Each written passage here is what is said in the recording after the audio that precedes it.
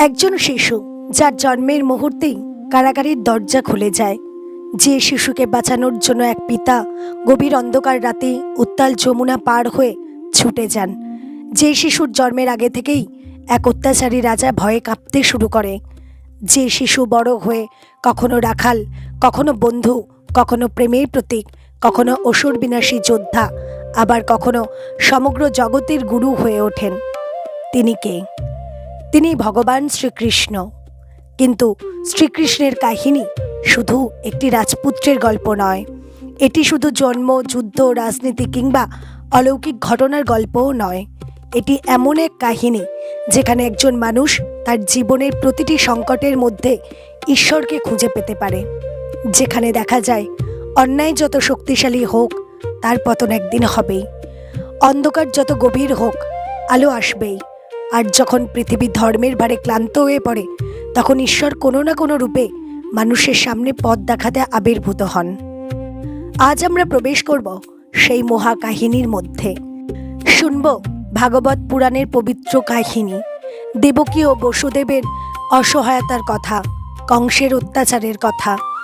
শুনব সেই অলৌকিক মধ্যরাত্রির কথা যখন কারাগারের অন্ধকার ভেদ করে পৃথিবীতে আবির্ভূত হয়েছিলেন ভগবান শ্রীকৃষ্ণ। তারপর আমরা যাব গোকুলে, দেখব নন্দালয়ের ছোট্ট কানাইকে, দেখব যশোদার কোলে তার শৈশব, পুতনা, তৃণাবর্ত, শকাটাসুর, কালীয় দমন এবং অসংখ্য লীলার মাধ্যমে কিভাবে প্রকাশ পেল তার ঈশ্বরত্ব। কিন্তু এই যাত্রা এখানেই শেষ নয়। এই কাহিনী আমাদের নিয়ে যাবে বৃন্দাবনের প্রেম থেকে মথুরার রাজনীতি, কংসবধ থেকে দ্বারকার প্রতিষ্ঠা, মহাভারতের যুদ্ধ থেকে গীতার অমর জ্ঞান, এবং শেষ পর্যন্ত এমন এক মুহূর্তে যেখানে পৃথিবীতে তার লীলা সমাপ্ত হলেও তার শিক্ষা চিরন্তন হয়ে থাকে। তাই আজকের এই কাহিনী শুধু শুনবো না, নিজের জীবনের সঙ্গে মিলিয়ে শুনব। হয়তো কোনো এক মুহূর্তে আপনি নিজেকেই দেখতে পাবেন সেই গল্পের মধ্যে। কারণ শ্রীকৃষ্ণের কাহিনী শুধু অতীতের কাহিনী নয়, এটি মানুষের হৃদয়ের কাহিনী। নমস্কার প্রিয় দর্শক বৃন্দ, আপনাদের সবাইকে স্বাগত জানাই আমাদের এই আধ্যাত্মিক পরিবারের আজকের ভিডিওতে। আজ আমরা এমন একটি মহাগ্রন্থের কাহিনীতে প্রবেশ করতে চলেছি যার নাম শ্রীমদ্ ভাগবত মহাপুরাণ।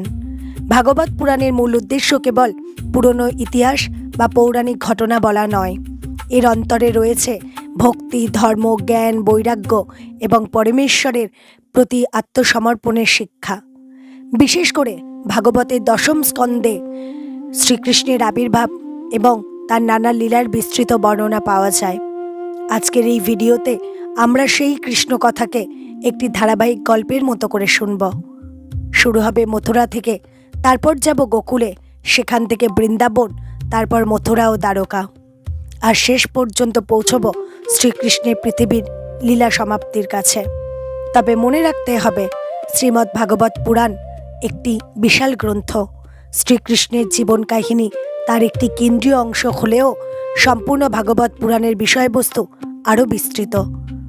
এই ভিডিওতে তাই আমাদের প্রধান বিষয় হবে ভাগবত পুরাণে বর্ণিত শ্রীকৃষ্ণের জীবন ও লীলার ধারাবাহিক কাহিনী। অনেক যুগ আগে পৃথিবী যেন অন্যায়ের ভারে ভারাক্রান্ত হয়ে উঠেছিল। অত্যাচার, অধর্ম, হিংসা এবং ক্ষমতার অপব্যবহার ক্রমশ বাড়ছিল। ধর্মের পথ দুর্বল হয়ে পড়ছিল। সাধু ও নিরপরাধ মানুষ অত্যাচারের শিকার হচ্ছিল।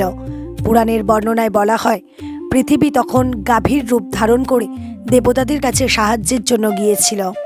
পৃথিবীর এই আর্তনাদ পৌঁছেছিল দেবতাদের কাছে। দেবতারা ব্রহ্মার কাছে গেলেন। ব্রহ্মা তখন দেবতাদের সঙ্গে নিয়ে পরমেশ্বরের ধ্যানে প্রবৃত্ত হলেন। আর সেই সময়েই জানা গেল পৃথিবীর ভার লাঘব করার জন্য পরমেশ্বর স্বয়ং অবতীর্ণ হবেন। এই অবতারের কেন্দ্র হবে যদু বংশ। মথুরার রাজপরিবারে জন্ম নেবেন তিনি, কিন্তু তার আবির্ভাবের পথ হবে অত্যন্ত কঠিন। কারণ সেই সময় মথুরায় ক্ষমতার আসনে ছিলেন এক অত্যাচারী রাজা কংস। মথুরার রাজা উগ্রসেনের পুত্র ছিল কংস। কংস ছিল অত্যন্ত শক্তিশালী, কিন্তু শক্তির সঙ্গে তার হৃদয়ে জন্মেছিল অহংকার। ক্ষমতা পাওয়ার পর সে নিজের পিতা উগ্রসেনকেও বন্দী করে রাজ্য দখল করেছিল।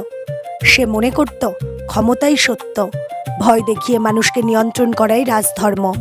কিন্তু ভাগ্যের একটি ঘটনা তার সমস্ত অহংকারকে ভেঙে দিতে শুরু করলো। উগ্রসেনের কন্যা দেবকীর সঙ্গে বিবাহ হলো বাসুদেবের।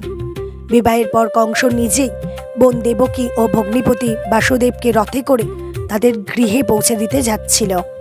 সেই সময় আকাশ থেকে এক অদৃশ্য বাণী শোনা গেল, দেবকীর অষ্টম সন্তানই হবে কংসের মৃত্যুর কারণ।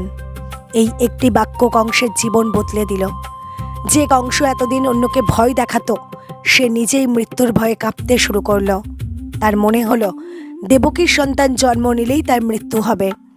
সে তখন দেবকীকে হত্যা করতে উদ্যত হলো। কিন্তু বাসুদেব তখন তাকে বোঝালেন, দেবকীকে হত্যা করার প্রয়োজন নেই। যে সন্তান জন্মাবে সেই সন্তানকে কংসের হাতে তুলে দেয়া হবে। কংসও রাজি হলো। কিন্তু এরপর শুরু হলো এক ভয়াবহ অধ্যায়। দেবকী ও বাসুদেব কারাগারে বন্দী হলেন। একজন একজন করে তাদের সন্তান জন্মাতে লাগলো। আর প্রতিবারই কংস সেই শিশুকে হত্যা করল। প্রথম সন্তান, দ্বিতীয়, তৃতীয়, চতুর্থ, পঞ্চম, ষষ্ঠ, প্রতিটি সন্তানকে কংস হত্যা করল। একজন পিতামাতার জন্য এর চেয়ে ভয়াবহ যন্ত্রণা আর কী হতে পারে?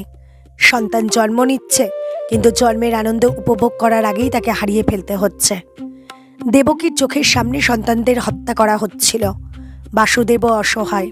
তাদের হাতে কোনো অস্ত্র নেই, কোনো সেনাবাহিনী নেই, কোনো ক্ষমতা নেই, কিন্তু তাদের হৃদয়ে ছিল একটি বিশ্বাস, ঈশ্বর সব দেখছেন। দেবকীর সপ্তম গর্ভের যে সন্তান এসেছিলেন তিনি ছিলেন অনন্ত শক্তির অধিকারী। ভাগবতের কাহিনীতে বলা হয়, যোগমায়ার প্রভাবে সেই গর্ভ স্থানান্তরিত হয় রোহিণীর গর্ভে। রোহিণী তখন গোকুলে বসবাস করছিলেন। সেখানেই জন্ম নিলেন বলরাম। তাই তিনি পরিচিত হলেন শঙ্কর্ষণ নামে। পরবর্তীতে তিনি শ্রীকৃষ্ণের জ্যেষ্ঠ ভ্রাতা হিসেবে পরিচিত হন। কিন্তু কংস ভেবেছিল দেবকীর সপ্তম সন্তান গর্ভেই নষ্ট হয়ে গেছে। সে জানত না ঈশ্বরের পরিকল্পনা তখন ধীরে ধীরে পূর্ণতার দিকে এগিয়ে যাচ্ছে। এবার দেবকীর অষ্টম গর্ভ। মথুরার কারাগারে এক অদ্ভুত পরিবর্তন অনুভূত হতে লাগল। দেবকীর মুখে এক অদ্ভুত জ্যোতি দেখা দিল। বাসুদেব বুঝতে পারলেন এই সন্তান সাধারণ কেউ নন। এদিকে কংস অস্থির হয়ে উঠল। তার মনে একটাই চিন্তা, অষ্টম সন্তান কবে জন্মাবে। সে জানত না যে যাকে সে ভয় করছে তিনি শুধু একজন শিশু নন, তিনি স্বয়ং পরমেশ্বরের অবতার। অবশেষে সেই রাত এলো। মথুরার আকাশ নিস্তব্ধ, চারিদিকে গভীর অন্ধকার, কারাগারের দরজা বন্ধ, প্রহরীরা পাহারায়। কিন্তু সেই রাত ছিল সাধারণ কোনো রাত নয়। ভাগবতের বর্ণনায় ভগবান শ্রীকৃষ্ণ দেবকীর গর্ভ থেকে আবির্ভূত হলেন। তিনি প্রথমে চতুর্ভুজ রূপে প্রকাশ পেলেন, হাতে শঙ্খ, চক্র, গদা ও পদ্ম। দেবকী ও বাসুদেব তখন বুঝলেন এ সেই পরম পুরুষ যার অপেক্ষায় পৃথিবী। বাসুদেব ও দেবকী প্রার্থনা করলেন। তারা বললেন, হে প্রভু, আপনি আমাদের সামনে প্রকাশিত হয়েছেন, কিন্তু কংস যদি জানতে পারে তাহলে সে আপনাকে হত্যা করতে চাইবে। তখন ভগবান তাদের আশ্বস্ত করলেন। তিনি তাদের পূর্বজন্মের কথাও স্মরণ করিয়ে দিলেন। তারপর তিনি বললেন তাকে গোকুলে নিয়ে যেতে হবে। সেখানে নন্দের গৃহে যশোদার কাছে একটি কন্যা শিশু জন্মেছে। সেই শিশুকে নিয়ে এসে দেবকীর পাশে রাখতে হবে, আর কৃষ্ণকে গোকুলে পৌঁছে দিতে হবে। এবার শুরু হলো সেই অলৌকিক যাত্রা। বাসুদেব শিশু কৃষ্ণকে কোলে নিলেন, কিন্তু কারাগারের দরজা তো বন্ধ। যে দরজা শক্তভাবে বন্ধ ছিল তা নিজে থেকেই খুলে গেল। প্রহরীরা গভীর নিদ্রায় আচ্ছন্ন হয়ে পড়ল। শিকল খুলে গেল। বাসুদেব বিস্মিত, কিন্তু তিনি বুঝলেন এই ঈশ্বরের ইচ্ছা। তিনি শিশুকে মাথার উপর নিয়ে কারাগার থেকে বেরিয়ে এলেন। বাইরে তখন প্রবল বৃষ্টি, রাত গভীর, যমুনা নদী উত্তাল। কিন্তু বাসুদেবকে থামলে হবে না, কারণ তার হাতেই পৃথিবীর ভবিষ্যৎ। তিনি যমুনার দিকে এগিয়ে গেলেন। বাসুদেব যমুনার জলে প্রবেশ করলেন। এক হাতে শিশু, চারিদিকে অন্ধকার, মাথার উপর প্রবল বর্ষণ। আর তখনই অনন্তনাগ তার ফণার বিস্তার করে শিশু কৃষ্ণের উপর ছায়া দিলেন। বাসুদেব ধীরে ধীরে যমুনা পার হতে লাগলেন। কথিত আছে যমুনা তখন শ্রীকৃষ্ণের চরণ স্পর্শ করতে চেয়েছিল। জল ক্রমশ উঁচু হচ্ছিল, কিন্তু শেষ পর্যন্ত পথ তৈরি হলো। বাসুদেব নিরাপদে গোকুলে পৌঁছলেন। গোকুল তখন শান্ত। নন্দের গৃহে সদ্য একটি সন্তান জন্মেছে। সকলেই গভীর নিদ্রায়। বাসুদেব সেখানে গিয়ে শিশু কৃষ্ণকে যশোদার পাশে রেখে দিলেন, আর যশোদার কন্যা শিশুটিকে সঙ্গে নিয়ে মথুরার কারাগারে ফিরে এলেন। ফিরে এসে শিশুটিকে দেবকীর পাশে রেখে দিলেন। আবার কারাগারের দরজা বন্ধ হয়ে গেল, শিকল জুড়ে গেল, প্রহরীরা জেগে উঠল। আর তখন তারা কংসকে খবর দিল দেবকীর অষ্টম সন্তান জন্মেছে। কংস ছুটে এলো, সে শিশুটিকে হত্যা করতে উদ্যত হলো, কিন্তু এই শিশু তার হাতে ধরা পড়ল না। শিশুটি তার হাত থেকে আকাশে উঠে গেল। তারপর দেবীর রূপ ধারণ করে বলল, হে কংস, তোমাকে যে হত্যা করবে সে অন্যত্র জন্মগ্রহণ করেছে, তুমি তাকে আর হত্যা করতে পারবে না। এই বলে দেবী অন্তর্ধান করলেন। কংস স্তব্ধ হয়ে গেল, তার ভয় আরও বেড়ে গেল। সে বুঝল তার বিরুদ্ধে এমন এক শক্তি কাজ করছে যাকে সে পরাজিত করতে পারবে না। অন্যদিকে গোকুলে তখন আনন্দের ঢেউ। নন্দের ঘরে পুত্র জন্মেছে। গোপগোপীরা আনন্দে মেতে উঠেছে। ঢাক বাজছে, গান হচ্ছে, দুধ দই মাখন দিয়ে উৎসব হচ্ছে। কেউ জানে না এই ছোট্ট শিশুই একদিন পৃথিবীর অন্যতম শ্রেষ্ঠ আধ্যাত্মিক পথপ্রদর্শক হয়ে উঠবেন। কেউ জানে না এই শিশুর মুখ থেকেই একদিন কুরুক্ষেত্রের উচ্চারিত হবে অমর জ্ঞান। এখন তিনি শুধুই নন্দের কানাই, যশোদার লাল, গোকুলের প্রাণ। যশোদা কৃষ্ণকে কোলে নিয়ে আদর করেন। শিশু কৃষ্ণ মৃদু হাসেন, তার চোখে যেন অদ্ভুত আকর্ষণ। যশোদা জানেন না তার সন্তানকে, তিনি শুধু জানেন এই শিশুটি তার। মাতৃত্বের এই ভালোবাসার সামনে ঈশ্বরত্ব যেন শিশুরূপে মিশে যায়। ভক্তির একটি গভীর শিক্ষা এখানেই, ঈশ্বরকে কেবল ভয় করে পাওয়া যায় না, ভালোবাসার মাধ্যমেও তাকে অনুভব করা যায়। যশোদার কাছে কৃষ্ণ কোনো দূরের পরমেশ্বর নন, তিনি তার সন্তান, তার কানাই। কংস নিশ্চুপ হয়ে বসে থাকবে কেন? সে তার অসুরদের নির্দেশ দিল, গোকুল, বৃন্দাবন ও আশেপাশের অঞ্চলের যত নবজাতক শিশু আছে তাদের হত্যা করতে হবে। এই সময় এক ভয়ঙ্কর রাক্ষসী এলো, পুতনা। সে সুন্দরী নারীর রূপ ধারণ করে গোকুলে প্রবেশ করল। তার উদ্দেশ্য ছিল শিশু কৃষ্ণকে বিষ পান করিয়া হত্যা করা। সে কৃষ্ণকে কোলে নিল, তার স্তনে বিষ মাখানো ছিল, কিন্তু সে জানতো না যাকে সে হত্যা করতে এসেছে তিনি মৃত্যুরও অধিপতি। কৃষ্ণ তার স্তন পান করলেন, কিন্তু শুধু দুধ নয়, তার প্রাণশক্তিও শুষে নিলেন। পুতনা নিজের প্রকৃত রূপে ফিরে এসে মাটিতে পড়ে গেল। গোকুলবাসীরা বিস্মিত, একটি ছোট্ট শিশু কিভাবে এমন ভয়ঙ্কর রাক্ষসীকে পরাজিত করল, কেউ বুঝতেই পারল না। একদিন তৃণাবর্ত নামের এক অসুর ঝড়ের রূপ নিয়ে এলো। সে কৃষ্ণকে আকাশে তুলে নিয়ে গেল। গোকুলে তখন ধুলোয় আকাশ ঢেকে গেল। যশোদা সন্তানকে দেখতে পাচ্ছেন না, তিনি কান্নায় ভেঙে পড়লেন। কিন্তু তৃণাবর্ত যত উপরে উঠতে লাগলো, কৃষ্ণ তত ভারী হতে লাগলেন। অবশেষে অসুর কৃষ্ণকে বহন করতে পারল না। কৃষ্ণ তার গলা চেপে ধরলেন। তৃণাবর্ত মাটিতে পড়ে গেল এবং মারা গেল। আবারও গোকুলবাসীরা বুঝতে পারল না তাদের ছোট্ট কানাই আসলে কে। শ্রীকৃষ্ণের শৈশবের সবচেয়ে মধুর পরিচয় হলো মাখন চোর। গোপীরা অভিযোগ নিয়ে যশোদার কাছে আসতেন, বলতেন, তোমার ছেলে আমাদের ঘরে ঢুকে মাখন খায়।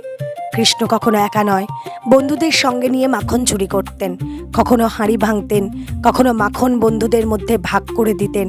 গোপীরা রাগ করতেন, কিন্তু সেই রাগের ভিতরেও ছিল গভীর ভালোবাসা। তারা কৃষ্ণকে শাস্তি দিতে চাইতেন, কিন্তু কৃষ্ণের মুখ দেখলেই তাদের সমস্ত রাগ গলে যেত। এই কারণেই তিনি শুধু ঈশ্বর নন, তিনি ভক্তের হৃদয়ের আপনজন। একদিন যশোদা কৃষ্ণকে মাখন চুরির জন্য ধরলেন। তিনি কৃষ্ণকে দড়ি দিয়ে বাঁধতে চাইলেন, কিন্তু আশ্চর্য, প্রতিবার দড়ি যেন একটু ছোট হয়ে যাচ্ছে। আরও দড়ি যোগ করা হলো, তবু 2 আঙুল কম। শেষ পর্যন্ত অনেক চেষ্টা করে কৃষ্ণকে একটি উখলের সঙ্গে বেঁধে রাখা হলো। এখানে রয়েছে একটি গভীর ভক্তিতত্ত্ব। যিনি সমগ্র বিশ্বকে ধারণ করেন, তাকে একজন মা দড়ি দিয়ে বেঁধে ফেললেন। কিন্তু কিভাবে? শুধু শক্তি দিয়ে নয়, ভালোবাসা দিয়ে। এই লীলাকে বলা হয় দামোদর লীলা, অর্থাৎ যার উদর দড়ি দিয়ে বাঁধা হয়েছে। কৃষ্ণ যখন উখলের সঙ্গে বাঁধা ছিলেন, তখন তিনি হামাগুড়ি দিয়ে 2টি বিশাল গাছের মাঝখান দিয়ে যেতে লাগলেন। উখলটি আটকে গেল। কৃষ্ণ টান দিলেন আর 2টি গাছ উপড়ে পড়ল। সেখান থেকে মুক্তি পেলেন 2 দেবপুত্র। নলকুবর ও মণিগ্রীব। তারা অভিশাপের ফলে বৃক্ষরূপে অবস্থান করছিলেন। কৃষ্ণ তাদের মুক্তি দিলেন। এই লীলা আবারও দেখায় ঈশ্বরের কৃপা কখন কিভাবে কার জীবনে আসে তা মানুষ জানে না। গোকুলে একের পর এক বিপদ আসতে থাকলো। গোপ সমাজ বুঝতে পারল এই স্থান হয়তো আর নিরাপদ নয়, তাই তারা গোকুল ছেড়ে বৃন্দাবনের দিকে চলে গেলেন। বৃন্দাবন ছিল সুন্দর, সবুজ বন, যমুনার তীর, গোচারণের বিস্তৃত ভূমি, ময়ূরের ডাক, পাখির গান, গোপ বালকদের হাসি। আর সেই পরিবেশেই শুরু হলো কৃষ্ণের কৈশোরের সবচেয়ে বিখ্যাত লীলাগুলি। কৃষ্ণ তখন একটু বড় হয়েছেন। তিনি গোপ বালকদের সঙ্গে গরু চড়াতে যান। কাঁধে বাঁশি, মাথায় ময়ূরের পালক, পরনে সাধারণ রাখালের পোশাক। কিন্তু তার উপস্থিতিতে বৃন্দাবনের প্রকৃতিও যেন বদলে যেত। তিনি বাঁশি বাজাতেন, বাঁশির সুরে গোপ বালকরা মুগ্ধ হয়ে যেত, গরুগুলো থেমে যেত, পাখিরা যেন নীরব হয়ে শুনত, যমুনার জলও যেন তার সুরে শান্ত হয়ে যেত। এটাই বৃন্দাবনের কৃষ্ণ। রাজদরবারের রাজা নন, তিনি মানুষের হৃদয়ের রাখাল। কংস একের পর এক অসুর পাঠাতে লাগলো। একদিন বৎসাসুর বাছুরের রূপ ধারণ করে কৃষ্ণের বন্ধুদের মধ্যে ঢুকে পড়ল। কৃষ্ণ বুঝতে পারলেন, তিনি সেই অসুরকে ধরে ঘুরিয়ে একটি গাছের উপর ছুঁড়ে ফেললেন। অসুরের মৃত্যু হলো। বন্ধুরা আনন্দে কৃষ্ণকে ঘিরে ধরল। তাদের কাছে কৃষ্ণ তখনও তাদেরই বন্ধু। এরপর এলো বকাসুর। বিশাল এক সারসের রূপ ধারণ করে সে কৃষ্ণকে গিলে ফেলতে চাইল। কৃষ্ণ তার মুখের ভিতরে প্রবেশ করলেন, কিন্তু অসুর তাকে গিলে ফেলতে পারল না। কৃষ্ণ তার ঠোঁট দুটিকে ছিঁড়ে দিলেন। বকাসুরের মৃত্যু হলো। বৃন্দাবন আবারও রক্ষা পেল। অঘাসুর ছিল আরও ভয়ঙ্কর। সে বিশাল অজগরের রূপ ধারণ করল। তার মুখ এত বড় ছিল যে মনে হচ্ছিল একটি পাহাড়ের গুহা। গোপ বালকরা না বুঝেই তার মুখের ভিতরে ঢুকে গেল। কৃষ্ণ বুঝলেন বিপদ।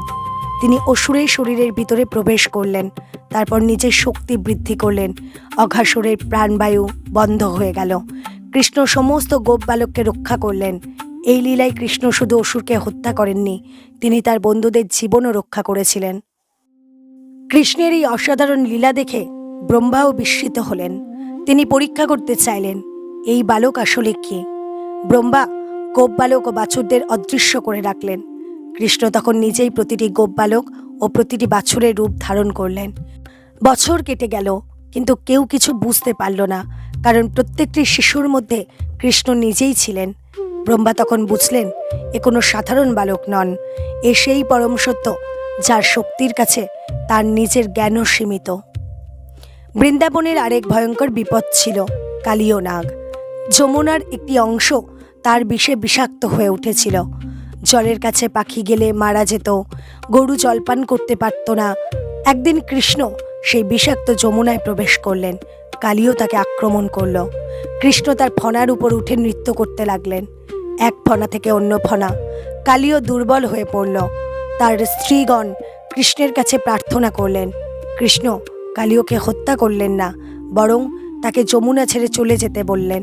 এখানেও দেখা যায় কৃষ্ণের উদ্দেশ্য কেবল ধ্বংস করা নয়, প্রয়োজনে তিনি সংশোধনের পথও দেন। বৃন্দাবনে একদিন কৃষ্ণ দেখলেন গোপরা ইন্দ্রের পূজা করার প্রস্তুতি নিচ্ছেন। কৃষ্ণ প্রশ্ন করলেন, আমরা কেন ইন্দ্রের পূজা করছি?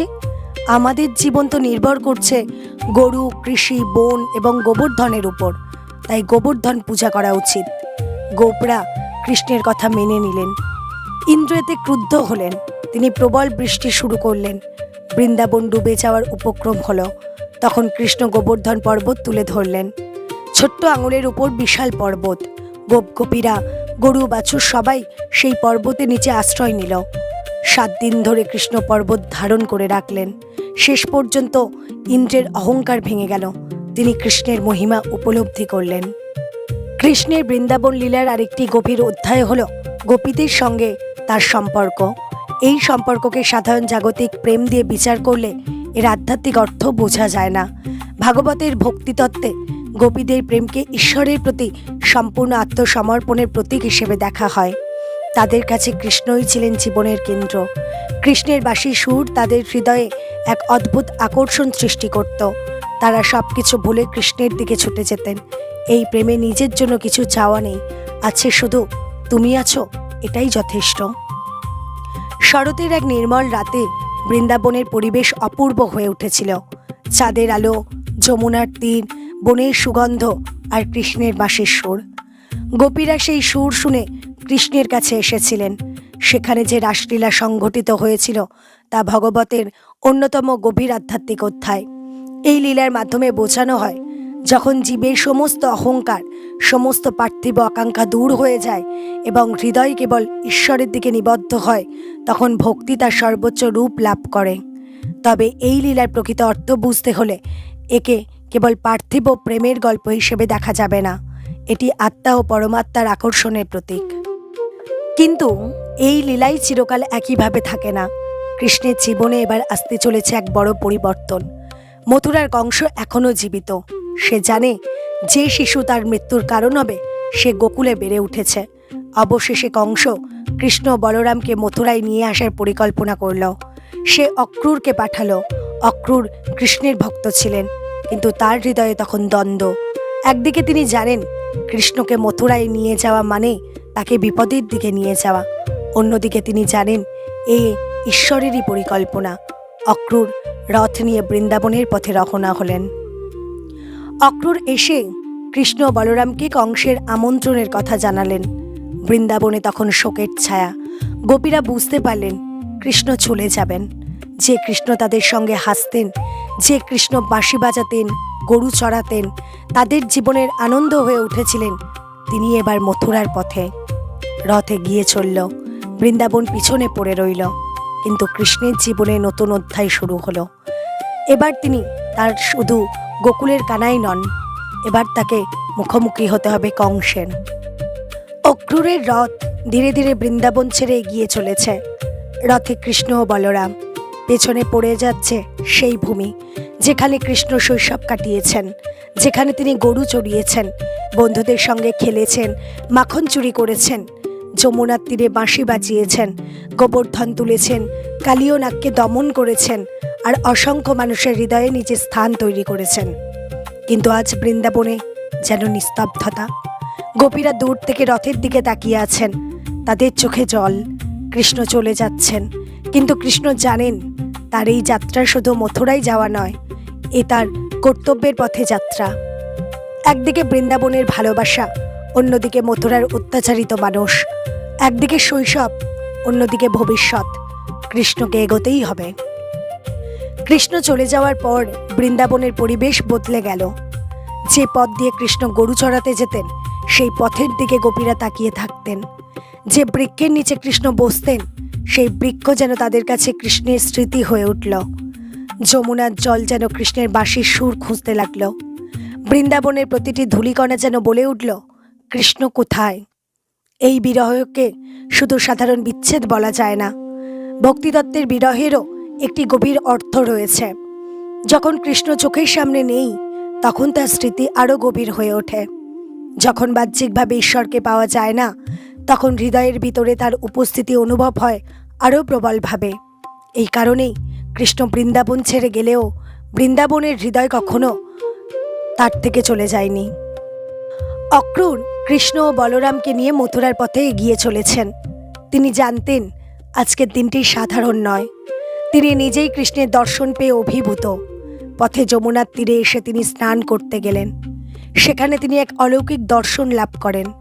তিনি অনুভব করলেন যাকে তিনি রথে বসে দেখছেন সেই কৃষ্ণই সর্বব্যাপী পরমেশ্বর। এই উপলব্ধিতে তার হৃদয় ভক্তিতে পূর্ণ হয়ে উঠল। তিনি বুঝলেন কৃষ্ণকে মথুরায় নিয়ে যাওয়া তার কোনো ব্যক্তিগত কাজ নয়, এক মহাজাগতিক পরিকল্পনার অংশ। অবশেষে কৃষ্ণ ও বলরাম মথুরায় প্রবেশ করলেন। মথুরার মানুষ তাদের দেখতে রাস্তায় বেরিয়ে এলো। শহরের মানুষ বিস্ময়ে তাকিয়ে রইল। তারা দেখলেন দুই তরুণ, একজন শ্যামবর্ণ, অপরজন শুভ্রবর্ণ। কৃষ্ণের মুখে হাসি, চোখে অদ্ভুত আকর্ষণ। মথুরার মানুষ বুঝতে পারল না এই দুই যুবকের মধ্যে কি এমন শক্তি আছে, কিন্তু তাদের দর্শনেই মানুষের হৃদয় আনন্দে ভরে উঠল। মথুরায় প্রবেশের পর কৃষ্ণ ও বলরাম রাজ দরবারের জন্য তৈরি বিশেষ পোশাকের কাছে পৌঁছালেন। এক রাজধোপা তাদের সামনে এলো। কৃষ্ণ তার কাছে সুন্দর পোশাক চাইলেন, কিন্তু ধোপা অহংকারের সঙ্গে প্রত্যাখ্যান করল। সে ভাবল রাজদরবারের পোশাক সাধারণ রাখালদের দেওয়া যায় না। কৃষ্ণ তখন তাকে তার অহংকারের ফল বুঝিয়ে দিলেন। ধোপার পতন ঘটল। তারপর কৃষ্ণ সেই পোশাক নিয়ে সাজলেন। এখানেও একটি শিক্ষা রয়েছে। মানুষের মর্যাদা তার পোশাকে নয়, তার চরিত্রে। অহংকার মানুষকে তার প্রকৃত মূল্য ভুলিয়ে দেয়। এরপর কৃষ্ণের সঙ্গে দেখা হলো এক সুগন্ধি বহনকারী নারীর। তিনি ছিলেন কুব্জা। তার শরীর ছিল বাঁকা। তিনি কংসের জন্য সুগন্ধি নিয়ে যাচ্ছিলেন। কৃষ্ণ তার কাছে সুগন্ধি চাইলেন। কুব্জা আনন্দের সঙ্গে সুগন্ধি কৃষ্ণকে দিলেন। কৃষ্ণ তার প্রতি সন্তুষ্ট হলেন।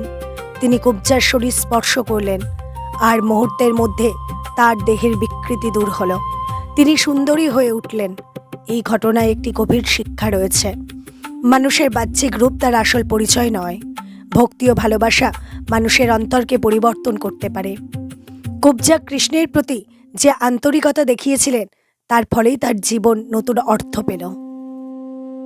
কংস কৃষ্ণকে হত্যার জন্য নানা ব্যবস্থা করেছিল। তার মধ্যে অন্যতম ছিল একটি বিশাল ধনুক। রাজসভায় সেই ধনুক রাখা ছিল। কৃষ্ণ সেখানে গেলেন। তিনি ধনুকটি হাতে তুলে নিলেন। তারপর ধনুকটি ভেঙে গেল। মথুরা কেঁপে উঠল সেই শব্দে। কংস বুঝতে পারল বিপদ তার খুব কাছে চলে এসেছে। সে আরো ভয় পেয়ে গেল। কংস জানত সরাসরি যুদ্ধ করে কৃষ্ণকে পরাজিত করা সম্ভব হবে না। তাই সে একটি পরিকল্পনা করল। মথুরায় বিশাল মল্লযুদ্ধের আয়োজন করা হলো। দেশের সেরা মল্লযোদ্ধারাদের ডাকা হলো।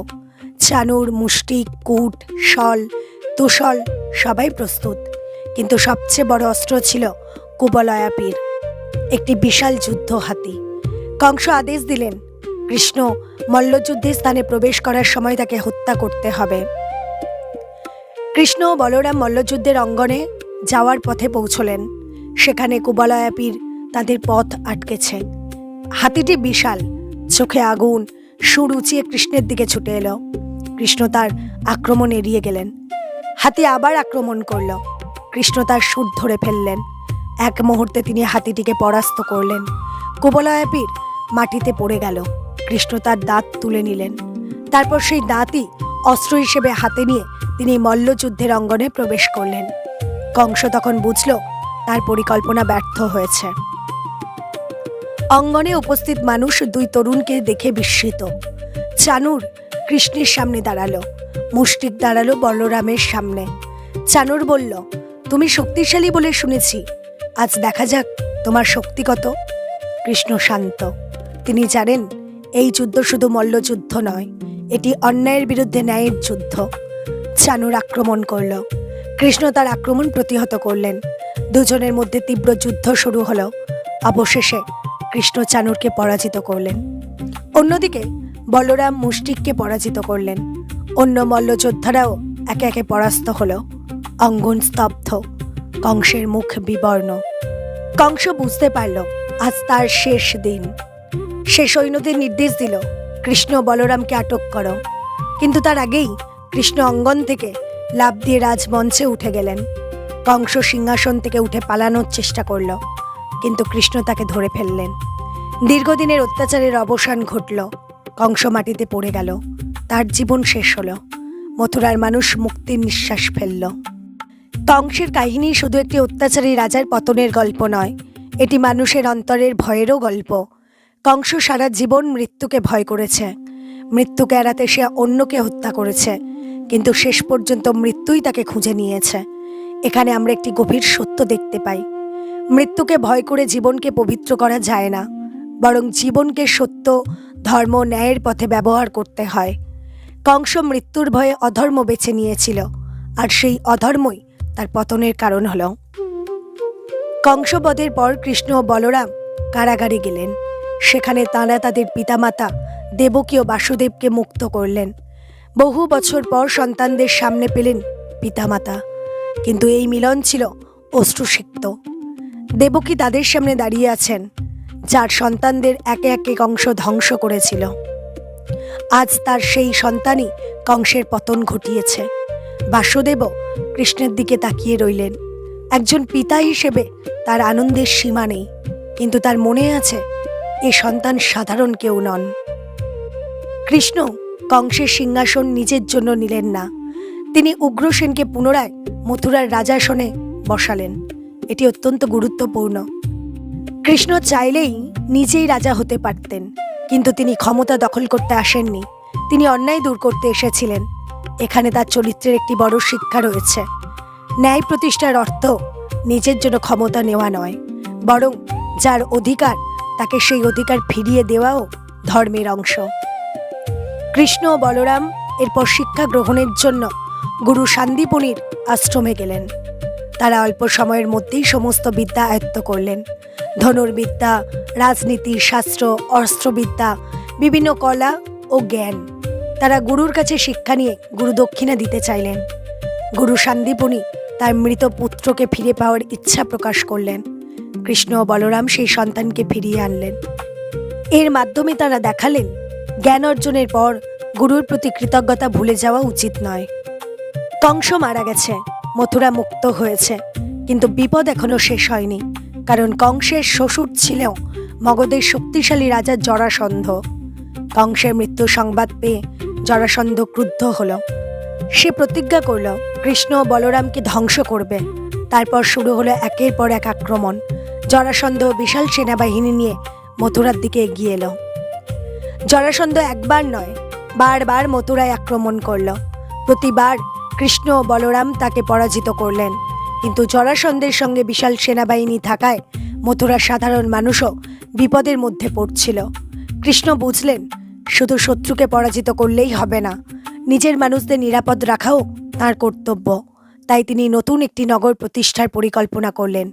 সেই নগর হল দ্বারকা। সমুদ্রের কাছে একটি দুর্গনগর প্রতিষ্ঠিত হল। অসাধারণ স্থাপত্য, সুরক্ষিত প্রাচীর, সমুদ্র বেষ্টিত অবস্থান, নতুন জীবন। মথুরার মানুষ সেখানে স্থানান্তরিত হল। দ্বারকা হয়ে উঠল যাদবদের নতুন কেন্দ্র, আর কৃষ্ণ হয়ে উঠলেন সেই নগরের প্রাণ কেন্দ্র। এই সময় থেকেই তার জীবনের আরেকটি বৃহৎ অধ্যায় শুরু হয়।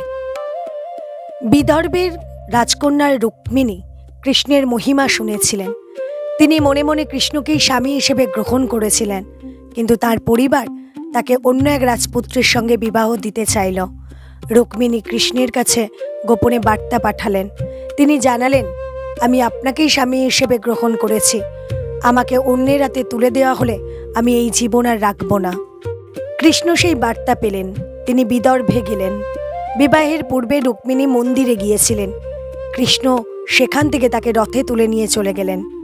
এটাই বিখ্যাত রুক্মিণী হরণ। অবশেষে রুক্মিণী ও কৃষ্ণের বিবাহ সম্পন্ন হল। কৃষ্ণের জীবনের সবচেয়ে হৃদয়স্পর্শী সম্পর্কগুলির একটি হল তার শৈশবের বন্ধু সুদামার সঙ্গে। সুদামা ছিলেন দরিদ্র ব্রাহ্মণ, কিন্তু কৃষ্ণের সঙ্গে তার বন্ধুত্ব ছিল হৃদয়ে। একদিন সুদামার স্ত্রী তাকে কৃষ্ণের কাছে যেতে বললেন। সুদামা লজ্জায় কিছু চাইতে পারছিলেন না, সঙ্গে ছিল সামান্য চিড়ে। তিনি সেই সামান্য উপহার কৃষ্ণকে দিলেন। কৃষ্ণ আনন্দে সেই চিড়ে গ্রহণ করলেন। বন্ধুত্বের কাছে উপহারের মূল্য নয়, ভালোবাসার মূল্য। সুদামা ফিরে এসে দেখলেন তার দরিদ্র কুটির বদলে গেছে, জীবনে সমৃদ্ধি এসেছে, কিন্তু কৃষ্ণ তার বন্ধুর কাছ থেকে কোনো প্রতিদান চাননি। এই কাহিনী আমাদের শেখায়, ঈশ্বরের কাছে বড় উপহার নয়, বড় হৃদয় প্রয়োজন। এক মুঠো চিড়েও যদি ভালোবাসা থাকে, তা অসীম মূল্যবান। মানুষের জীবনে আমরা প্রায়ই ভাবি, আমার কাছে দেওয়ার মতো কিছু নেই, কিন্তু সত্যিকারের ভক্তির জন্য সম্পদের প্রয়োজন হয় না, প্রয়োজন আন্তরিকতার। এবার কৃষ্ণের জীবনে প্রবেশ করল আরেকটি গুরুত্বপূর্ণ অধ্যায়, পাণ্ডবদের সঙ্গে তার সম্পর্ক। বিশেষ করে অর্জুনের সঙ্গে তার বন্ধুত্ব ছিল গভীর। কৃষ্ণ পাণ্ডবদের বহু সংকটে পরামর্শ দিয়েছেন। দ্রৌপদীর অপমানের সময় তার উপস্থিতি ভক্তদের কাছে আশ্রয়ের প্রতীক। পাণ্ডবদের জীবনে বারবার বিপদ এসেছে, লাক্ষাগৃহ, বনবাস, অজ্ঞাতবাস, দুর্যোধনের ষড়যন্ত্র, কিন্তু কৃষ্ণ তাদের পাশে ছিলেন।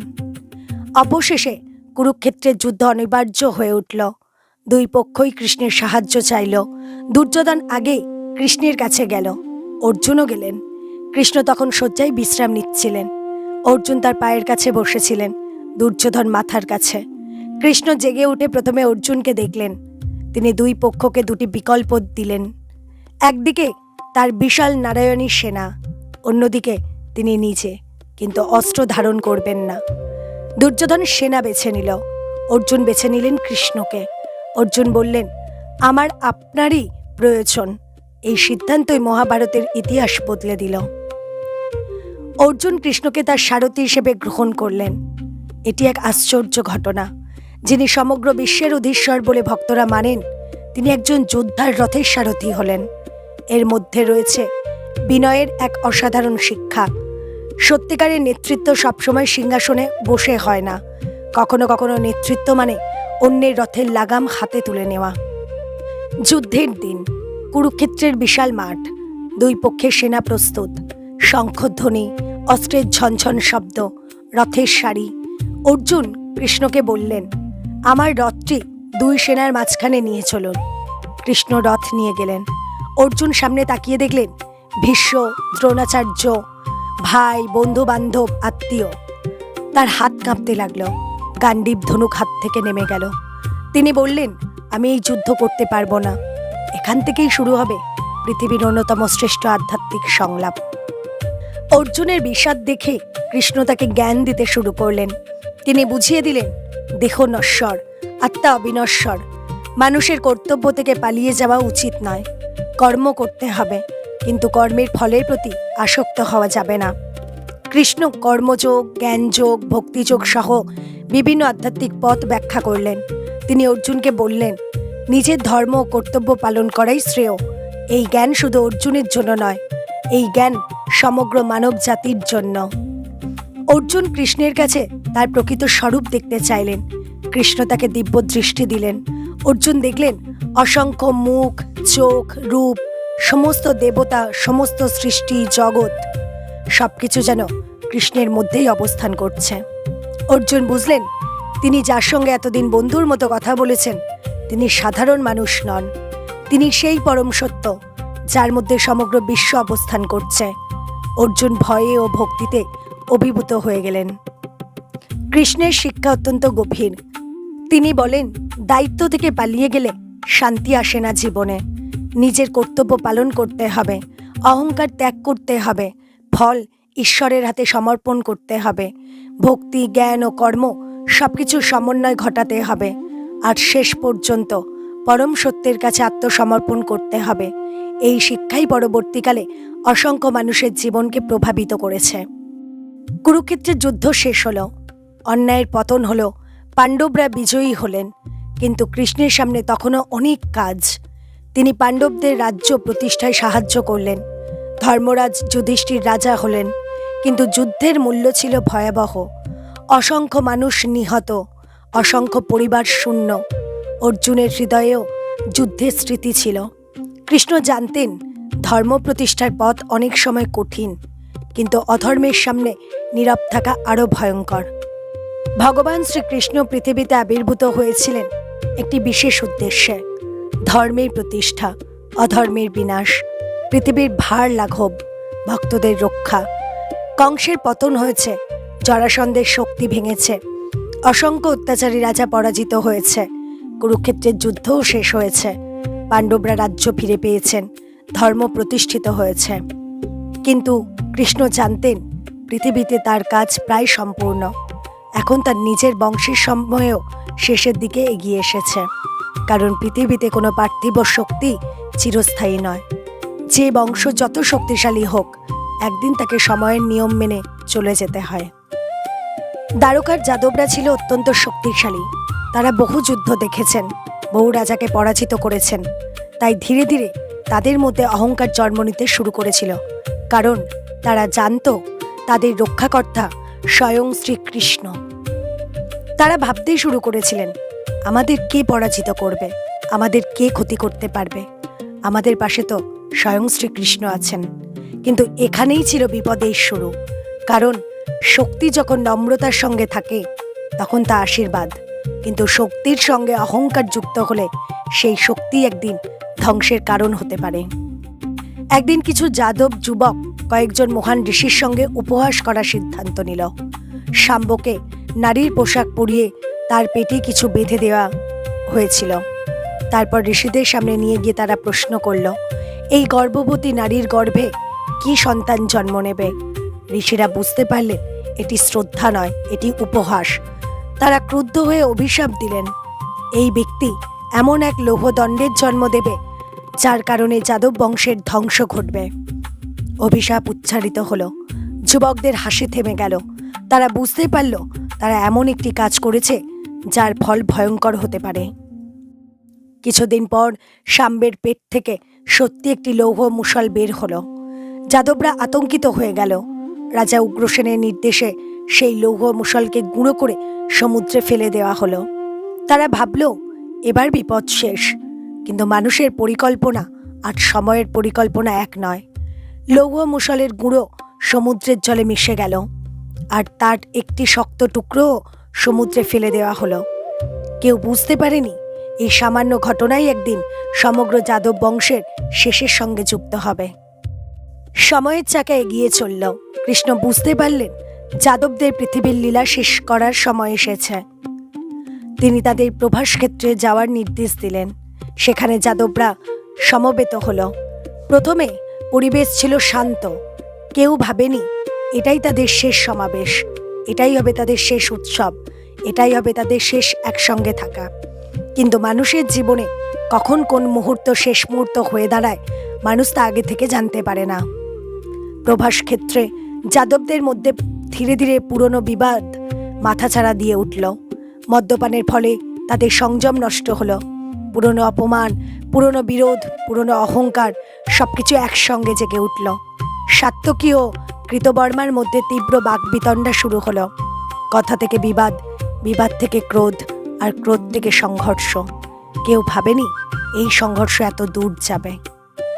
যাদবরা একে অপরের বিরুদ্ধে অস্ত্র তুলে নিল, কেউ ঘাস তুলে নিল, কিন্তু সেই ঘাসই আশ্চর্যজনকভাবে শক্ত লৌহদণ্ডের মতো হয়ে উঠল। যে লৌহ মুষলের গুঁড়ো সমুদ্রে ফেলে দেওয়া হয়েছিল সেখান থেকেই জন্ম নেওয়া এরক ঘাস যেন ধ্বংসের অস্ত্র হয়ে উঠল। যাদবরা একে অপরকে আঘাত করতে শুরু করল। শক্তিশালী যোদ্ধারা যারা বহিরাগত অসংখ্য শত্রুকে পরাজিত করেছিল আজ নিজেরাই নিজেদের বিরুদ্ধে দাঁড়ালো। এ যেন সময়ের এক নির্মম পরিহাস। সংঘর্ষ থামল না। একজনের পর একজন যাদব বীর পতিত হতে লাগলেন। সাত্তকী, কৃতবর্মা, প্রদ্যুম্ন, অসংখ্য বীর এই এক ভয়ঙ্কর আত্মবিনাশের মধ্যে হারিয়ে গেলেন। কৃষ্ণ সবকিছু দেখছিলেন। তিনি জানতেন এটি কেবল একটি যুদ্ধ নয়, এটি সময়ের নির্ধারিত পরিণতি। যাদবদের পৃথিবীর লীলা শেষ হচ্ছে। কৃষ্ণ তাদের রক্ষা করার মতো শক্তি রাখতেন, কিন্তু তা করলেন না তিনি, কারণ তার নিজের বংশের পার্থিব অধ্যায়ও শেষ হওয়ার কথা ছিল। একবার ভাবুন, যিনি গোবর্ধন পর্বত তুলে ধরে গোকুলবাসীদের রক্ষা করেছিলেন, যিনি এক মুহূর্তে অসংখ্য অসুরকে পরাজিত করেছিলেন, যিনি কংসের মতো অত্যাচারীকে ধ্বংস করেছিলেন, তিনি চাইলে কি নিজের বংশকে রক্ষা করতে পারতেন না? অবশ্যই পারতেন, কিন্তু তিনি জানতেন পৃথিবীতে কোনো বংশ চিরকাল থাকবে না। যাদবদের শক্তি যদি পৃথিবীতে থেকে যেত তাহলে নতুন করে শক্তির ভারসাম্য নষ্ট হতে পারত। তাই সময়ের পরিকল্পনাকে তিনি গ্রহণ করলেন। এখানে আমরা কৃষ্ণের লীলার একটি গভীর দিক দেখতে পাই।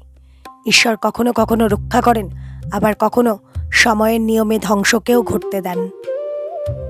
যাদব বংশের পতনের পর বলরাম এক নির্জন স্থানে বসে ধ্যানমগ্ন হলেন। তিনি কৃষ্ণের জ্যেষ্ঠ ভ্রাতা। শৈশব থেকে কৃষ্ণের সঙ্গে তার জীবন জড়িয়েছিল। গোকুল, বৃন্দাবন, মথুরা, দ্বারকা, অসংখ্য যুদ্ধ, অসংখ্য স্মৃতি। এবার তার পৃথিবীর লীলা শেষ হওয়ার সময় এলো। পুরাণের বর্ণনায় বলা হয়, বলরামের দেহ থেকে তার অনন্ত স্বরূপ প্রকাশিত হয়ে সমুদ্রের দিকে চলে যায়। ভক্তির দৃষ্টিতে এটি তার পার্থিব দেহ থেকে মহাস্বরূপে প্রত্যাবর্তনের প্রতীক। বলরামের লীলা শেষ হলো। কৃষ্ণ তখন একা। একসময় যার চারপাশে ছিল অসংখ্য মানুষ, আজ তিনি একা। দ্বারকার রাজা আজ রাজসভায় নেই। অসংখ্য যাদব বীর আজ কেউ নেই। বলরামও তার পৃথিবীর লীলা শেষ করেছেন। কৃষ্ণ জানেন এবার তারও যাওয়ার সময় এসেছে। তিনি একটি নির্জন অরণ্যের দিকে গেলেন। সেখানে একটি অশ্বত্থ বৃক্ষের নিচে তিনি বিশ্রাম নিলেন। তার শরীরের একটি অংশ দূর থেকে দেখা যাচ্ছিল। তার পদযুগল বাইরে ছিল। তিনি শান্ত, নির্লিপ্ত, যেন বহু যুগের কাজ শেষ করে তিনি বিশ্রাম নিচ্ছেন। সেই সময় সেখানে এলো এক শিকারী, তার নাম জরা। সে দূর থেকে কৃষ্ণের পদকে হরিণের মুখের মতো দেখতে পেল। সে ভাবল একটি হরিণ সেখানে শুয়ে আছে। সে ধনুক থেকে তীর ছুঁড়ে দিল। তীর এসে কৃষ্ণের পদে বিদ্ধ হলো। জরা কাছে এসে বুঝতে পারল সে কোনো হরিণকে আঘাত করেনি, সে আঘাত করেছে স্বয়ং শ্রীকৃষ্ণকে। তার সমস্ত শরীর কেঁপে উঠল। সে কৃষ্ণের কাছে ছুটে এসে ক্ষমা চাইতে লাগলো।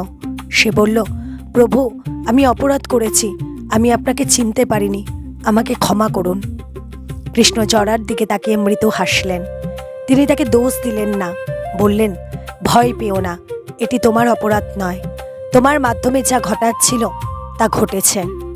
জরা বুঝতে পারল সে যার সামনে দাঁড়িয়ে আছে তিনি কোনো সাধারণ মানুষ নন। কৃষ্ণ তার অপরাধ ক্ষমা করলেন। এখানে আবার দেখা যায় কৃষ্ণের করুণা। একজন মানুষ ভুল করেছে, কিন্তু তার অন্তরে যখন সত্যিকারের অনুতাপ এসেছে, কৃষ্ণ তাকে ক্ষমা করেছেন। এখানে একটি গুরুত্বপূর্ণ বিষয় বোঝা দরকার। ভাগবতীয় দৃষ্টিতে শ্রীকৃষ্ণের এই ঘটনা সাধারণ মানুষের মৃত্যুর মতো নয়। মানুষ জন্মায়, জীবন কাটায়, তারপর দেহত্যাগ করে, কিন্তু কৃষ্ণকে ভাগবত পুরাণ পরমেশ্বরের অবতার হিসেবে উপস্থাপন করে। তাই তার পৃথিবীর লীলা শেষ হওয়াকে বলা হয় অন্তর্ধান, অর্থাৎ তিনি পৃথিবীর দৃশ্যমান লীলা থেকে অন্তর্ধান করলেন। তার জন্য মৃত্যু সাধারণ অর্থে প্রযোজ্য নয়। যিনি জীবনের উৎস, তাকে মৃত্যুর দ্বারা শেষ করা যায় না। কৃষ্ণ তখন শান্ত, কোনো ভয় নেই, কোনো অনুশোচনা নেই, কোনো আকাঙ্ক্ষা নেই। যেন তিনি জানেন যে কাজের জন্য তিনি পৃথিবীতে এসেছিলেন তা সম্পূর্ণ হয়েছে। ধর্ম প্রতিষ্ঠিত হয়েছে, অধর্মের শক্তি ভেঙে পড়েছে, পৃথিবীর ভার লাঘব হয়েছে, ভক্তদের আশ্রয় দেওয়া হয়েছে, গীতার জ্ঞান দেওয়া হয়েছে। এবার পৃথিবীর লীলা শেষ। কৃষ্ণ তার পার্থিব রূপ থেকে অন্তর্ধান করলেন। এদিকে দ্বারকাতেও অশুভ লক্ষণ দেখা দিতে লাগলো। কৃষ্ণের পৃথিবীর লীলা শেষ হওয়ার পর দ্বারকার ভবিষ্যৎও নির্ধারিত হয়ে গেছে। বজ্রপাত, অশুভ লক্ষণ, প্রকৃতির পরিবর্তন, সমুদ্রের ঢেউ, সবকিছু যেন একটি বড় পরিবর্তনের ইঙ্গিত দিচ্ছিল। কৃষ্ণের বংশের মানুষদের যে নগর এতদিন আশ্রয় দিয়েছিল, সেই নগর আর চিরকাল থাকবে না। কৃষ্ণের অন্তর্ধানের সংবাদ পেয়ে অর্জুন দ্বারকায় এলেন। অর্জুনের জন্য এটি ছিল জীবনের সবচেয়ে কঠিন মুহূর্তগুলির একটি। যাকে তিনি বন্ধু বলতেন, যাকে তিনি সারথি বলতেন, যার উপর তিনি সম্পূর্ণ নির্ভর করতেন, সেই কৃষ্ণ আর দৃশ্যমান নন। অর্জুন দ্বারকার অবশিষ্ট মানুষদের নিরাপদে নিয়ে যাওয়ার দায়িত্ব নিলেন, কিন্তু এবার তিনি অনুভব করলেন আগের মতো তার আর শক্তি নেই। অর্জুন পথে আক্রমণের সম্মুখীন হলেন। তিনি গান্ডীব হাতে নিলেন, কিন্তু তিনি অনুভব করলেন আগের সেই শক্তি যেন আর নেই। অর্জুন বুঝতে পারলেন তার শক্তির প্রকৃত উৎস ছিল কৃষ্ণের সান্নিধ্য। কৃষ্ণের উপস্থিতিতে তিনি যেন অসাধারণ শক্তি দেখিয়েছিলেন। তা তার নিজের অহংকারের সম্পদ ছিল না, কৃষ্ণের ইচ্ছাতেই সেই শক্তি তার মধ্যে প্রকাশ পেয়েছিল। এটি ছিল তার জন্য এক গভীর শিক্ষা। অবশেষে সেই সময় এলো। সমুদ্র দ্বারকার দিকে এগিয়ে এলো, জলের ঢেউ নগরীর দিকে ধেয়ে এলো। দ্বারকার প্রাসাদ, রাস্তা, বাগান, রাজপ্রাসাদের স্মৃতি সবকিছু ধীরে ধীরে সমুদ্রের জলে বিলীন হতে লাগলো। যে নগর একদিন ছিল গৌরবের প্রতীক, তা হয়ে গেল অতীতের স্মৃতি। কেবল কৃষ্ণের প্রিয়জনদের কিছু অংশকে নিরাপদ স্থানে নিয়ে যাওয়া সম্ভব হলো। দ্বারকা যেন সময়ের কাছে বলে গেল, পার্থিব কোনো গৌরবই চিরস্থায়ী নয়। কৃষ্ণের অন্তর্ধানকে শুধু একটি দুঃখজনক ঘটনা হিসেবে দেখলে তার জীবনের প্রকৃত শিক্ষা হারিয়ে যাবে। কৃষ্ণ যেন আমাদের সামনে জীবনের একটি পূর্ণ বৃত্ত তুলে ধরেছেন। জন্ম বিপদের মধ্যে, শৈশব আনন্দের মধ্যে, কৈশোর প্রেম ও ভক্তির মধ্যে, যৌবন অন্যায়ের বিরুদ্ধে সংগ্রামে, পরিণত বয়স রাজনীতি, বন্ধুত্ব এবং ধর্ম প্রতিষ্ঠায়, শেষ জীবন ত্যাগ ও অন্তর্ধানে। অর্থাৎ জীবন যতই দীর্ঘ হোক, একদিন পার্থিব অধ্যায় শেষ হয়। এবার প্রশ্ন হলো, সেই জীবনে আমরা কি রেখে গেলাম? সম্পদ নাকি ভালোবাসা, ক্ষমতা নাকি সেবা, অহংকার নাকি ভক্তি? শ্রীকৃষ্ণের জন্ম হয়েছিল কারাগারে, চারিদিকে অন্ধকার, কিন্তু সেই অন্ধকারের মধ্যেই আলো এসেছিল, আর তার অন্তর্ধান হলো নির্জন অরণ্যে। দুই ক্ষেত্রেই একটি গভীর প্রতীক আছে। জন্মের সময় মানুষ জানতো না এই শিশু কি পরিবর্তন আনবেন, আর অন্তর্ধানের সময় পৃথিবী বুঝতে পারল যিনি এতদিন তাদের সঙ্গে ছিলেন তিনি আর দৃশ্যমান নন, কিন্তু তার শিক্ষা রয়ে গেল, তার নাম রয়ে গেল, তার লীলা রয়ে গেল, তার ভক্তি রয়ে গেল। কৃষ্ণের পার্থিব লীলা শেষ হয়েছে, কিন্তু তার কথা শেষ হয়নি।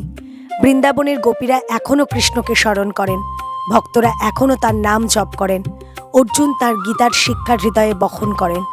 উদ্ধব তার কাছ থেকে পাওয়া জ্ঞান নিয়ে এগিয়ে যান। ভাগবত পুরাণ কৃষ্ণের লীলাকে মানুষের কাছে পৌঁছে দেয়। হাজার হাজার বছর পরও মানুষ কৃষ্ণের কাছে ফিরে আসে। কিন্তু কেন? কারণ মানুষের প্রশ্ন বদলায়নি। আজও মানুষ দুঃখ পায়, ভয় পায়, সম্পর্ক হারায়, জীবনের অর্থ খোঁজে, আর সেই প্রশ্নগুলোর উত্তর খুঁজতে মানুষ কৃষ্ণের কাছে বারবার ফিরে আসে। একদিন আমাদের প্রত্যেককেরই এই পৃথিবী ছেড়ে চলে যেতে হবে। আমরা কেউই সঙ্গে নিয়ে যেতে পারবো না বাড়ি, গাড়ি, ব্যাংকের টাকা, পদমর্যাদা, খ্যাতি, ক্ষমতা। সব কিছু এখানেই থেকে যাবে। সঙ্গে থাকবে শুধু আমাদের কর্ম, আমাদের চরিত্র, ভালোবাসা, ভক্তি, মানুষের প্রতি আচরণ। এই কারণেই কৃষ্ণের জীবন আমাদের শেখায়, পৃথিবীতে থাকো কিন্তু পৃথিবীর সম্পদের দাস হয়ো না। সম্পদ ব্যবহার করো, কিন্তু সম্পদকে নিজের পরিচয় বানিও না। ক্ষমতা ব্যবহার করো, কিন্তু অহংকার করো না। শেষ মুহূর্তে যদি কৃষ্ণের কোনো রূপকে মনে করতে হয়, তাহলে আমরা বৃন্দাবনের সেই কৃষ্ণকে স্মরণ করতে পারি। মাথায় ময়ূরের পালক, হাতে বাঁশি, মুখে মৃদু হাসি, চারিপাশে গরু, বন্ধুদের সঙ্গে হাসি, যমুনার তীর, কদম্ব গাছ, আর তার বাঁশির সুর। কারণ তার জীবনের সমস্ত রাজনীতি, যুদ্ধ ও সংগ্রামের মধ্যেও কৃষ্ণের অন্তরে ছিল সেই নির্মল আনন্দ। সেই কারণেই তিনি শুধু ভয়ের ঈশ্বর নন, তিনি আনন্দেরও ঈশ্বর। কৃষ্ণ পৃথিবী থেকে অন্তর্ধান করলেন, কিন্তু তার নাম অন্তর্ধান করল না, তার শিক্ষা অন্তর্ধান করল না, তার ভক্তি অন্তর্ধান করল না। তার গীতা আজও মানুষের হাতে, ভাগবত পুরাণ আজও মানুষ পড়ে, বৃন্দাবনে আজও তার নাম উচ্চারিত হয়, দ্বারকায় আজও তার স্মৃতি জীবন্ত, আর কোটি কোটি মানুষের হৃদয়ে আজও তিনি ভগবান শ্রীকৃষ্ণ। তাই কৃষ্ণের অন্তর্ধানকে শেষ হিসেবে দেখলে ভুল হবে। এটি এক অর্থে তার দৃশ্যমান লীলার সমাপ্তি, কিন্তু তার আধ্যাত্মিক উপস্থিতির শুরু আরও গভীরভাবে মানুষের হৃদয়ে। আজ আমাদের এই দীর্ঘ কৃষ্ণ কথার শেষ পর্ব, কিন্তু সত্যি বলতে শ্রীকৃষ্ণের গল্পের কোনো শেষ নেই। কারণ শ্রীকৃষ্ণ শুধু ইতিহাসের একজন চরিত্র নন, ভক্তের কাছে তিনি হৃদয়ের ঈশ্বর, দুঃখীদের কাছে আশ্রয়, অসহায়ের কাছে ভরসা, বন্ধুর কাছে বন্ধু, মায়ের কাছে সন্তান, প্রেমিকের কাছে প্রিয়তম, যোদ্ধার কাছে সারথি, জ্ঞানীর কাছে পরম সত্য, আর ভক্তের কাছে ভগবান শ্রীকৃষ্ণ। তার জন্ম আমাদের শেখায় অন্ধকারের মধ্যেও আলো জন্ম নিতে পারে। তার শৈশব শেখায় জীবনে আনন্দকে ভুলে গেলে চলবে না। তার অসুর বধ শেখায় অন্যায়ের বিরুদ্ধে দাঁড়াতে হবে। গোবর্ধন লীলা শেখায় অহংকার ত্যাগ করতে হবে। সুদামার কাহিনী শেখায় ভালোবাসার মূল্য সম্পদের চেয়ে অনেক বড়। দ্রৌপদীর ঘটনা শেখায় অসহায় অবস্থাতেও ঈশ্বরকে স্মরণ করা যায়। কুরুক্ষেত্র শেখায় কঠিন পরিস্থিতি থেকে পালিয়ে গেলে কর্তব্য শেষ হয় না। গীতা শেখায় কর্ম করতে হবে, কিন্তু কর্মের ফলের অহংকার করা যাবে না। আর কৃষ্ণের অন্তর্ধান শেখায় এই পৃথিবীতে কিছুই চিরস্থায়ী নয়। আজ আমরা আছি, একদিন থাকবো না। আজ যে বাড়ি আমাদের, একদিন অন্য কারো হবে। আজ যে সম্পদ আমাদের, একদিন অন্যের হাতে যাবে। আজ যে শরীর নিয়ে আমরা অহংকার করি, একদিন সেই শরীরও মাটিতে মিশে যাবে। তাহলে কি থাকবে? থাকবে আমাদের কর্ম, আমাদের ভালোবাসা, আর থাকবে আমাদের মানুষের প্রতি ব্যবহার। আর যদি হৃদয়ে ভক্তি থাকে, তাহলে সেই ভক্তিই আমাদের জীবনের সবচেয়ে বড় সম্পদ। তাই কৃষ্ণকে শুধু মন্দিরে খুঁজবেন না, তাকে নিজের আচরণে খুঁজুন। কাউকে কষ্ট দেওয়ার আগে কৃষ্ণকে মনে করুন। কোনো অসহায় মানুষকে দেখলে কৃষ্ণকে মনে করুন। অন্যায়ের সামনে নীরব থাকার আগে কৃষ্ণকে মনে করুন। নিজের কর্তব্য থেকে পালাতে চাইলে অর্জুনকে মনে করুন। আর যখন মনে হবে আমার কেউ নেই, তখন মনে করুন কুরুক্ষেত্রের সেই রথে কৃষ্ণ এখনও যেন বলছেন, ভয় পেও না, কর্তব্যের পথে এগিয়ে চলো। জীবনের সুখ আসবে, দুঃখ আসবে, সাফল্য আসবে, ব্যর্থতাও আসবে। কেউ পাশে থাকবে, কেউ চলে যাবে, কিন্তু আপনার হৃদয়ে যদি সত্য থাকে, কর্মে যদি সততা থাকে, আর মনে যদি ভক্তি থাকে, তাহলে জীবনের পথ কখনো সম্পূর্ণ অন্ধকার হবে না। কারণ যেখানে সত্য, যেখানে ভক্তি, যেখানে ধর্ম, সেখানেই কৃষ্ণের উপস্থিতি অনুভব করা যায়। প্রিয় দর্শকবৃন্দ, আপনি যদি শুরু থেকে শেষ পর্যন্ত আমাদের এই কৃষ্ণ কথার সঙ্গে থেকে থাকেন, তাহলে আপনাকে আন্তরিক প্রণাম ও কৃতজ্ঞতা। আপনার কাছে ছোট্ট একটি অনুরোধ, ভিডিওটি ভালো লাগলে অবশ্যই একটি লাইক করবেন। আপনার মতামত কমেন্ট করে জানাবেন। কমেন্টে লিখতে পারেন জয় শ্রীকৃষ্ণ বা হরে কৃষ্ণ। আর আমাদের এই আধ্যাত্মিক পরিবারে যদি এখনও যুক্ত না হয়ে থাকেন, তাহলে আমাদের চ্যানেলটি অবশ্যই সাবস্ক্রাইব করে পাশে থাকা বেল আইকনটি প্রেস করে রাখবেন। আপনার একটি লাইক, একটি কমেন্ট, একটি সাবস্ক্রাইব আমাদের আরও পুরাণ কথা, কৃষ্ণ কথা, শিব কথা এবং সনাতন ধর্মের আধ্যাত্মিক বিষয় নিয়ে ভিডিও তৈরি করার অনুপ্রেরণা দেয়।